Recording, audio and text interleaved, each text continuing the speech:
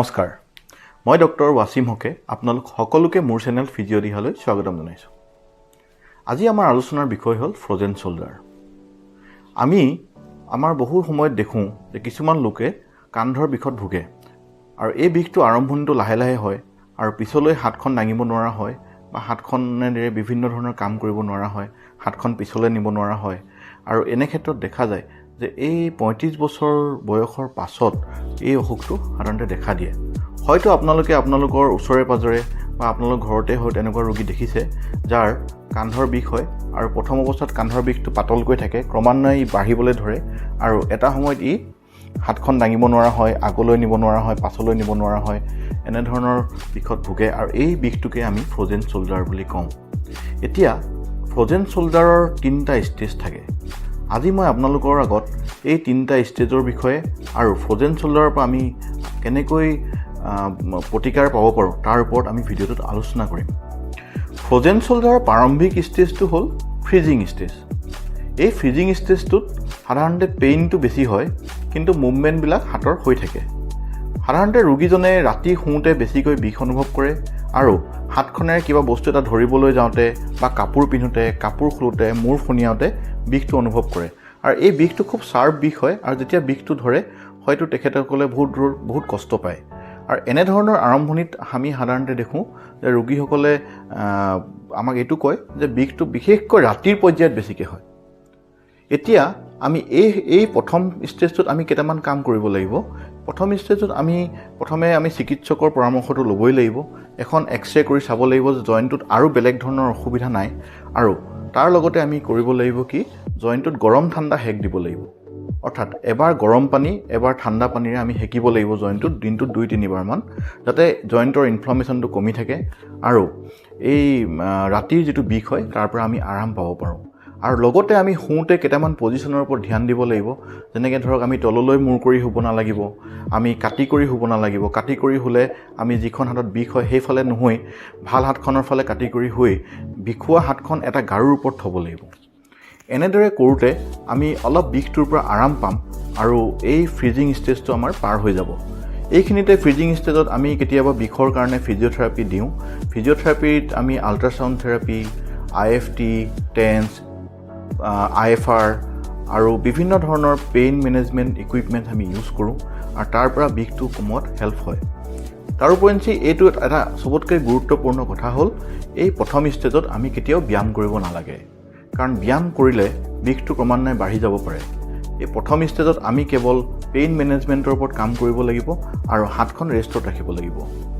দ্বিতীয় পৰ্যায়ত অৰ্থাৎ ছেকেণ্ড ষ্টেজটো হ'ল আমাৰ ফ্ৰজেন ষ্টেজ এই ষ্টেজটোত আমাৰ কি হয় হাতৰ মুভমেণ্টৰটো ক্ৰমান্বয়ে কমি আহে অৰ্থাৎ মানুহজনে হাতখন আগলৈ কাষলৈ বিশেষকৈ পিছলৈ নিবলৈ অসুবিধা হয় অৰ্থাৎ বহুতো ৰোগীয়ে আমাক কমপ্লেইন কৰে যে তেখেতে পিঠিখন মুচিব নোৱাৰে চুলি কোচা বান্ধিব নোৱাৰে কাপোৰ পিন্ধিবলৈ অসুবিধা হয় দৈনন্দিন কামবিলাকত অসুবিধা হয় কিন্তু বিষটো প্ৰথম ষ্টেজতকৈ অকণমান কম হয় আৰু ৰাতিৰ বিষটো ক্ৰমান্বয়ে কমিবলৈ ধৰে এই ষ্টেজটোত আমি পেইন মেনেজমেণ্টৰ লগতে আমি পাতলকৈ কিছুমান এক্সাৰচাইজৰ আৰম্ভণি কৰোঁ আৰু তাক আমি বিভিন্ন ধৰণৰ এক্সাৰচাইজ যেনে পেণ্ডুলাম এক্সাৰচাইজ ৱালত আঙুলি বুলোৱা এক্সাৰচাইজ আৰু এডাল লাঠি লৈ কৰা কিছুমান এক্সাৰচাইজ আমি ভিডিঅ'টোৰ শেষৰ পৰ্যায়ত আপোনালোকক দেখাম সেই ব্যায়ামখিনি আমি আৰম্ভ কৰোঁ এই ষ্টেজটো সাধাৰণতে 3 পৰা 9 মাহলৈকে থাকে আৰু যদি ভালদৰে আমি ফিজিঅ'থেৰাপি মেনেজমেণ্ট লওঁ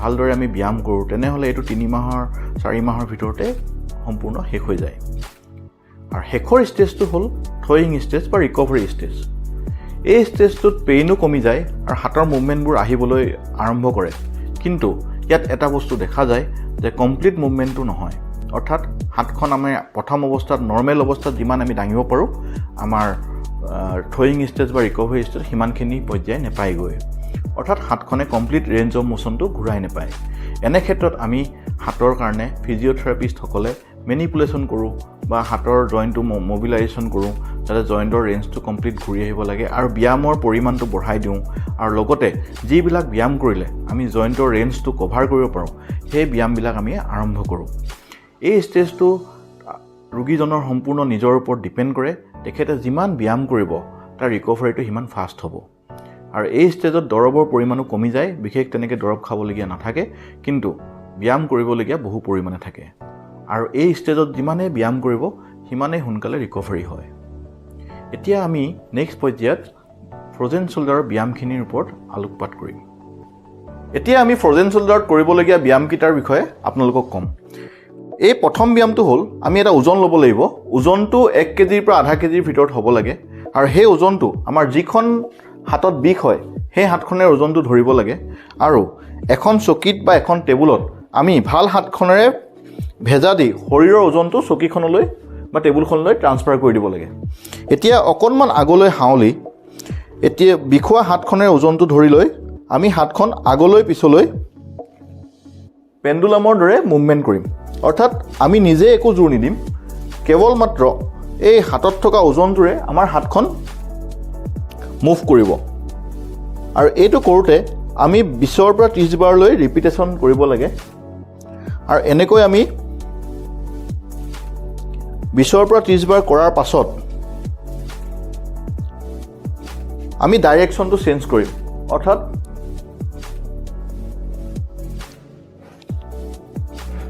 সোঁ বাওঁ আমি ডাইৰেকশ্যনটো চেঞ্জ কৰিম। এতিয়া আমি সোঁ আৰু বাওঁ দিশত 20ৰ পৰা 30 বাৰ কৰিম।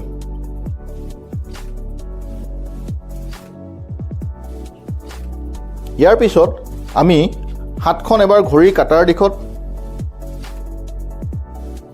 আৰু আনবাৰ ঘড়ীৰ কাটাৰ বিপৰীত দিশত মুভ কৰিম।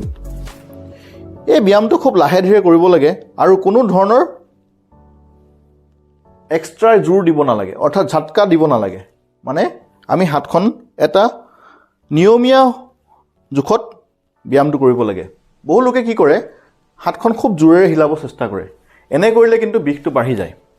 সেইকাৰণে আমি এইটো ধ্যান দিব লাগিব যে ওজনটোৰ সৈতে হাতখন আমি খুব জেণ্টেল মুভমেণ্ট, অৰ্থাৎ খুব নিয়মিতভাৱে এটা জোখতহে আমি ব্যায়ামটো কৰিব লাগে। প্ৰথমটো হ'ব ফ্ৰণ্ট বেক 20ৰ পৰা 30 বাৰ। দ্বিতীয়টো হ'ব সোঁ বাওঁ 20ৰ পৰা 30 বাৰ। তৃতীয়টো ঘড়ী কাটাৰ দিশত। চতুৰ্থটো ঘড়ী কাটাৰ বিপৰীত দিশত। এই মুভমেণ্টটোক আমি পেণ্ডুলাম মুভমেণ্ট বুলি কওঁ। আৰু যিখন আমি চকী ব্যৱহাৰ কৰিম সেই চকীখন কাঠৰ হ'ব লাগে, নতুবা অকণমান ওজন থকা চকী হ'ব লাগে, যাতে আমি ওজনটো দিওঁতে চকীখন আগলৈ বা পাছলৈ আহিব নালাগে। বা আমি টেবুলতো এনেধৰণে ভেজা দি কৰিব পাৰোঁ। ফ্ৰজেন শোল্ডাৰৰ দ্বিতীয় ব্যায়ামটোত আমি এখন বেৰৰ ওচৰত থিয় হ'ব লাগিব। বেৰখনৰ পৰা 1.5 ফুট ডিষ্টেঞ্চত থিয় হৈ আমি হাত দুখন বুকুৰ পোনত দিব লাগিব। এতিয়া হাত দুখনৰ আঙুলিকেইটা আমি মকৰা বগোৱাৰ লেখীয়াকৈ লাহে লাহে ওপৰলৈ লৈ যাব লাগিব আৰু মানুহজনৰ শৰীৰটো লাহে লাহে ৱালখনৰ ওচৰলৈ আহি থাকিব লাগিব। এনেদৰে আহি আহি আমি হাত দুখন যেতিয়া কমপ্লিট ওপৰলৈ পাবগৈ, আমি এতিয়া নাকটো লগাবলৈ চেষ্টা কৰিব লাগিব। এনেদৰে নাকটো লগোৱাৰ পাছত পুনৰ আগৰ দৰে আমি পিছলৈ আহিব লাগিব আৰু আঙুলিকেইটা ঠিক বুকুৰ সন্মুখত ৰখাই থ'ব লাগিব। এনেকৈ আমি 10ৰ পৰা 15 বাৰ পুনৰাবৃত্তি কৰিব লাগিব।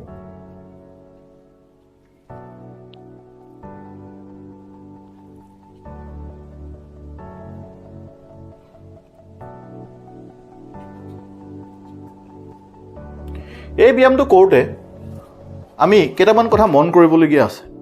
প্ৰথম কথা হ'ল, যেতিয়া আমাৰ হাতত বিষ থাকিব তেতিয়া আমি হয়তো সম্পূৰ্ণ হাতখন ওপৰলৈ নিব নোৱাৰিব পাৰোঁ। এইটো লৈ আপোনালোকে চিন্তিত নহ'ব। আপোনালোকে হাতখন লাহে লাহে ওপৰলৈ নিওঁতে য'ত বিষ অনুভৱ কৰিব সেইখিনিতে ৰখি দিব আৰু সেইদিনাখন অকল সেইখিনিতে আপোনালোকে পুনৰাবৃত্তি কৰিব। তাৰ নেক্সট ডে অৰ্থাৎ তাৰ পিছৰ দিনাখন আপোনালোকে সেই পইণ্টটোৰ পৰা ওপৰত যাবলৈ চেষ্টা কৰিব। অৰ্থাৎ প্ৰত্যেক দিনাখনে আপোনালোকে লাহে লাহে হাতখন ওপৰলৈ নিবলৈ চেষ্টা কৰিব। কেতিয়াবা দেখা যায় যে হাতখনত যদি অতিমাত্ৰা বিষ থাকে তেনেহ'লে এই ব্যায়ামটো কৰাৰ লগে লগে বিষটো বাঢ়ি যায়। এই ব্যায়ামটো কৰোঁতে আমি কেইটামান কথা মন কৰিব লাগিব। প্ৰথম কথা হ'ল, আমি যেতিয়া ব্যায়ামটো আৰম্ভ কৰিম সেই ব্যায়ামটো আৰম্ভ কৰাৰ লগতে হয়তো আমাৰ বিষটো ক্ৰমান্বয়ে বাঢ়ি যাব পাৰে। এনেকৈ বিষটো বাঢ়ি গ'লে আপোনালোকে ব্যায়ামটো বন্ধ নকৰিব।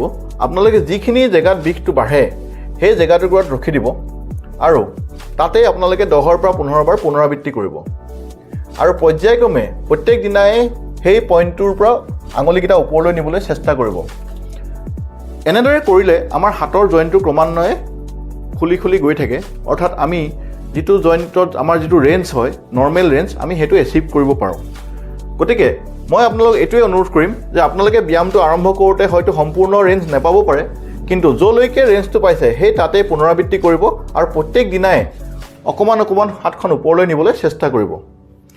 আৰু এটা কথা মই আপোনালোকক ক'ম, বহুতে ব্যায়ামটো কৰোঁতে ভৰি দুখন ওচৰলৈ নিনিয়ে, অৰ্থাৎ আগলৈ মানুহবোৰৰ হাউলি দিয়ে। এনে কৰিলে কি হয়, কঁকালৰ বিষ হোৱাৰ সম্ভাৱনাটো খুবেই বেছি। যেনে ধৰক আমি নৰ্মেল অৱস্থাত যেতিয়া ব্যায়ামটো কৰিম, আমি ভৰি দুখনৰ সৈতে মানুহজন আগলৈ আহোঁ আৰু নাকটো ৱালত আমি লগাই দিম আৰু পুনৰবাৰ বেক হওঁতে আমি হাতখন সমানকৈ লৈ আহিম, আগৰ দৰেই আমি বুকুৰ সন্মুখত ৰখিম। কিন্তু বহু লোকে কি কৰে, হাত দুখন ওপৰলৈ নিয়ে কিন্তু ভৰি দুখন নিনিয়ে, অৰ্থাৎ এনেদৰে কৰে। এনেদৰে কৰিলে কিন্তু কঁকালৰ বিষ হোৱাৰ সম্ভাৱনা খুবেই বেছি। গতিকে মই অনুৰোধ কৰিম আপোনালোকে যেন ব্যায়ামটো এনেদৰে নকৰে। ব্যায়ামটোৰ আৰু এটা পৰ্যায় থাকে য'ত আমি হাতখন কাষৰ পৰা কৰিব লাগে, অৰ্থাৎ আমি ৱালখনৰ সন্মুখৰ ফালে নৰখি আমি কাষত ৰখিব লাগিব, 1.5 ফুট ডিষ্টেঞ্চত ৰখিব লাগিব আৰু হাতখন ঠিক আমাৰ শ্বল্ডাৰৰ পোনত থ'ব লাগিব।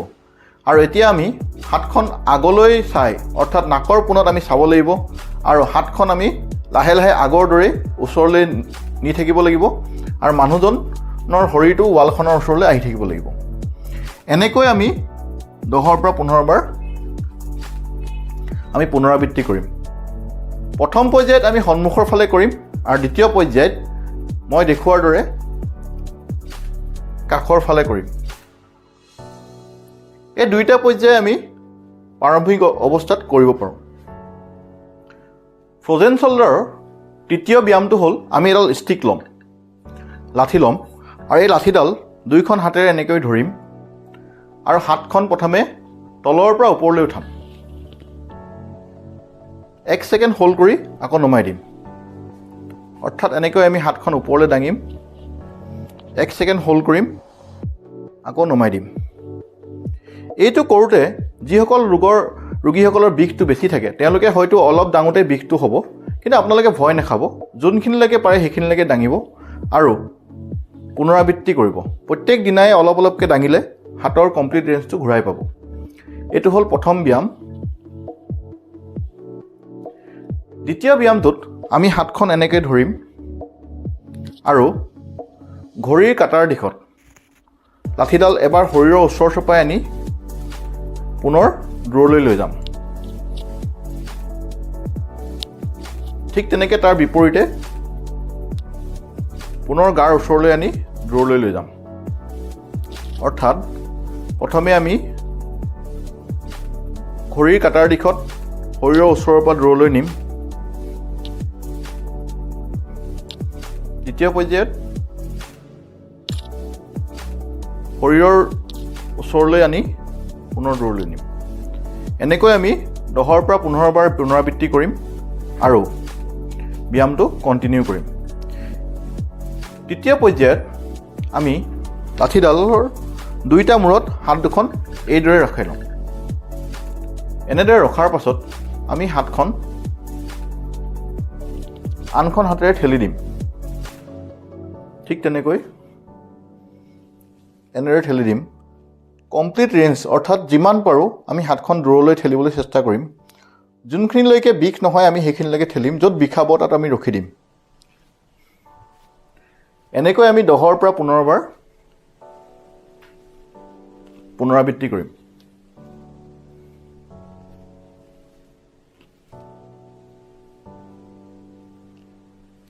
ইয়াৰ পাছত আমি লাঠিডাল আমাৰ পিছফাললৈ ধৰিম, অৰ্থাৎ এনেকৈ ধৰিম। এতিয়া আমি লাঠিডাল লাহেকৈ ওপৰলৈ টানি নিম, 1 ছেকেণ্ড ৰখাই নমাই দিম।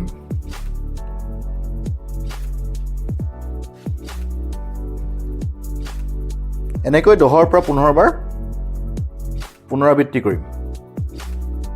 আৰু শেষৰ ব্যায়ামটোত আমি লাঠিডাল পিছফালৈ ধৰিম, ধৰি আমি শৰীৰৰ পৰা দূৰলৈ ঠেলি দিম। এইদৰে আমি 10 পৰা 15 বাৰ পুনৰাবৃত্তি কৰিম।